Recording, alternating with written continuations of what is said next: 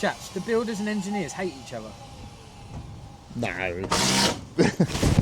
So would you say all of your jobs, you feel like the engineering is over the top, or is it just some of them? I wouldn't say all the jobs, and some of the stills you can see why they are needed, but there's definitely some jobs where even where I've actually gone back to them and said, is there any way we could put a flip beam in, or even here, like the rafters up the top there, what they actually spec'd on there was an angled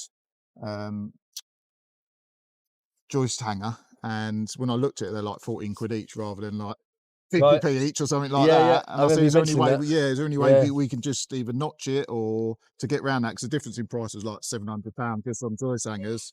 So we went back to them and they sort of agreed. But yeah, there's a lot of instances like that with stills as well, where I said, rather than like have a goalpost still, is there any way we can get around it? And they've sort of come up with like brick piers instead. So then that's got rid of like 3 stills. So I paid the bricklayer like... Yeah, I think that's where that conversation comes in, where if you're actually communicating with the engineer, you can often like make small changes to the design, and then suddenly the structures, like you can say, have a lot of saving there. Yeah.